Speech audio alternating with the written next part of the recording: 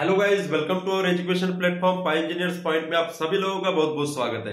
चलिए बेटा, फिर देखते हैं हम हमारी जो मेथड चल रही थी वो थी मूवमेंट एरिया मेथड। ठीक है, very important method for determining slope and deflection. ठीक है, प्रीवियस वीडियो में आप लोगों ने देखा था कि कैंटिलीवर बीम के ऊपर जब आपका पॉइंट लोड लगा हो तो आप कैसे सॉल्व करेंगे। Today we are studying about when UDL load acting on your beam. ठीक है, कैंटिलीवर बीम के ऊपर यदि आपका यूडियल लगाओ, यूनिफॉर्मली डिस्ट्रीब्यूटेड लोड लगाओ, तब आप कैसे डिटरमाइन करेंगे by help of moment area method. ठीक है, स्लोप एंड डिफ्लेक्शन।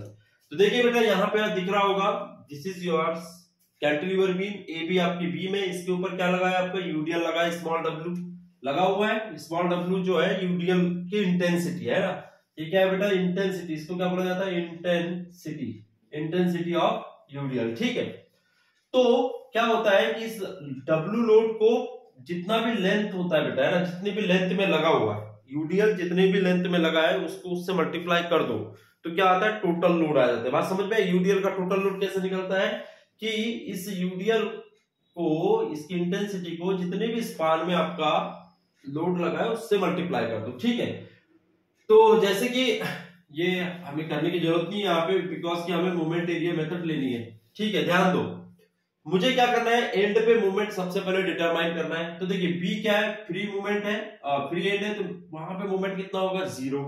अब ए पे मूवमेंट क्या हो जाएगा, movement at A, bending movement कितना होगा, लोड कितना होगा बेटा, इसका load W into L. W into L क्या हो गया, लोड इंटू इसके सेंटर से यहां तक की डिस्टेंस। याद में रखना, जितने भी स्पान के ऊपर आपका लोड लगा हुआ है ना, यूडियल, उसके सेंटर से जिस पॉइंट पे आपको मूवमेंट चाहिए वहां तक की लेंथ जो लेते हैं वो होती है आपकी, है ना। तो ये तो हो गया टोटल लोड इस यूडियल का, W intensity W into length कर देंगे L, तो ये लोड, टोटल लोड इंटू इसके सेंटर से यहां तक की डिस्टेंस क्या हो जाएगी बेटा, L/2, मतलब कि क्या हो जाएगा, WL²/2। बात समझ में आ गई?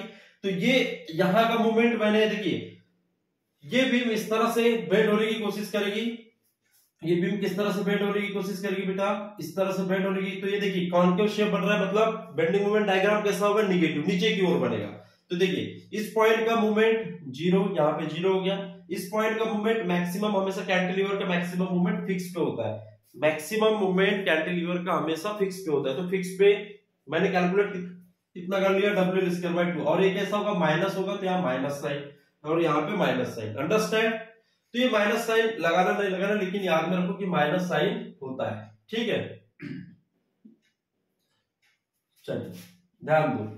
तो यहाँ -WL², ये हाइट ले ली, इतना मेरा मूवमेंट मान के चला, यहाँ पे मूवमेंट 0 है। अब ये जो है बेटा, एक पैराबोलिक शेप होता है, याद में रखना। मूवमेंट डायग्राम आप लोग हमेशा बनाना, तो जब भी यूडियल की वजह से होता है वो कैसा होता है, पैराबोलिक होता है। तो यहाँ पे पैराबोलिक शेप बना है मूवमेंट डायग्राम का। किसका, मूवमेंट डायग्राम का। देखिए किस तरह से बनता है, ध्यान से देख लीजिएगा। अब इसका एरिया मुझे निकालना है ना, according to movement area method आपको क्या करना पड़ता है, सबसे पहले मूवमेंट डायग्राम बनाना पड़ता है, बेंडिंग मूवमेंट डायग्राम। ये बन गया मेरा।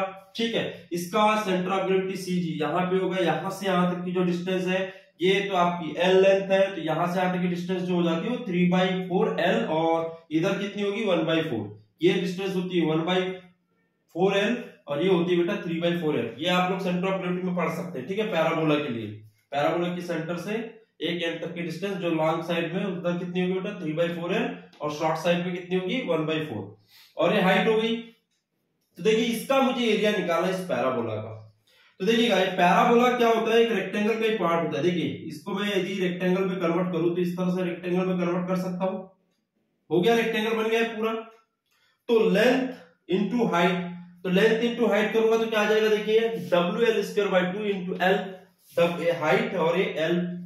तो इसका 1/3 पार्ट ये होता है, और ये वाला जो है नीचे वाला पार्ट ये 2/3 पार्ट होता है। याद में रखना है, इसे नोट कर लें कि जब भी आपका डायग्राम इस तरह से आप स्क्वायर बनाते हो और पैराबोला बना रहे हो, क्या पैराबोला इस तरह से बन रहा है, तो ये होगा 1/3 पार्ट और ये होगा 2/3 पार्ट। इस रेक्टेंगल का ये 1/3 पार्ट होता है और ये 2/3, इसलिए यहाँ पे 1/3 का मल्टीप्लाई हुआ है। बात समझ में आपकी? तो एरिया ऑफ बेंडिंग मोमेंट जो निकल के आया है, area of bending moment diagram जो निकल के आ गया, कितना आ गया बेटा, 1/3 इंटू WL²/2 इंटू L कर दिया तो WL3/6 आ गया। ठीक है, फार्मूला आपके पास पता है स्लोप का क्या होता है, area of bending moment diagram upon EI, ये फार्मूला होता है। तो इस फार्मूले का यूज करके मैंने इसमें वैल्यू पुट की। देखिए एरिया बेंडिंग मोमेंट डायग्राम क्या है, माइनस WL²/6, तो माइनस WL²/6 इंटू में कर दिया ये। तो दिस इज माय स्लोप, और स्लोप किस पॉइंट पे मिलेगा बेटा, देखिए किस पॉइंट पे मिलेगा, इस पॉइंट पे मिलेगा। देखिए इस तरह से होगा ये मेरा बी पॉइंट और ये मेरा ए पॉइंट, तो यहां से आगे तक बढ़ा देंगे, ये बढ़ा देंगे तो ये हो जाएगा थीटा बी और ये हो जाएगा मेरा वाई बी। बात समझ में आ गई, ऐसा ठीक है। ये डिफ्लेक्शन और ये स्लोप, ठीक। तो स्लोप कितना आ गया मेरा, WL/6EI, this is my slope of this beam, ठीक है। दूसरी बात अब क्या करते हैं, एक्स बार मेरा निकला हुआ है, एक्स बार कितना होता है, तो एक्स बार 3/4L है। तो मेरे पास डिफ्लेक्शन का फार्मूला होता है कि area bending moment upon EI को आप एक्स बार से मल्टीप्लाई कर देंगे तो डिफ्लेक्शन मिल जाएगा, ठीक है। तो WL/6EI मेरा आ चुका है रोटेशन, इनटू क्या कर दिया, इस x को मल्टीप्लाई कर दिया, देखिए x बार को मल्टीप्लाई कर दिया 3/4L मल्टीप्लाई कर दिया, तो मेरा आंसर क्या आ गया, WL⁴ upon 8EI। Very simple method, ठीक है। कितनी आसान मेथड है, इससे आसान मेथड कोई नहीं होगी, ठीक है। फॉर कैंटिलीवर बीम के लिए तो स्पेशली डिजाइन की गई है इस मेथड को, ठीक। तो आई होप कि आप लोगों को समझ में आ गया होगा मोमेंट एरिया मेथड से कैसे आप कैंटिलीवर बीम के ऊपर जब आपका यूडियल लोड लगाओ, यूनिफॉर्मली डिस्ट्रीब्यूटेड लोड लगाओ, तो आप कैसे डिटरमाइन करेंगे, अंडरस्टैंड। तो आई होप कि आप लोगों को बहुत अच्छे से समझ में आया होगा। आप लोग चैनल को ज्यादा से ज्यादा सब्सक्राइब करें, लाइक करें और शेयर जरूर किया करें, ठीक है। कोई भी दिक्कत होती है, कोई भी परेशानी होती है तो आप मुझे कमेंट बॉक्स में कमेंट करके पूछ सकते हैं, है ना। कोई भी प्रॉब्लम हो, किसी भी प्रकार की प्रॉब्लम हो, यदि आपको कोई भी क्वेश्चन से रिलेटेड या किसी भी सब्जेक्ट से रिलेटेड, तो आप जरूर मुझे पूछें, कमेंट बॉक्स में कमेंट करें, आपको मैं जरूर सॉल्यूशन दूंगा। थैंक यू सो मच, आप देखते रहिए वीडियो।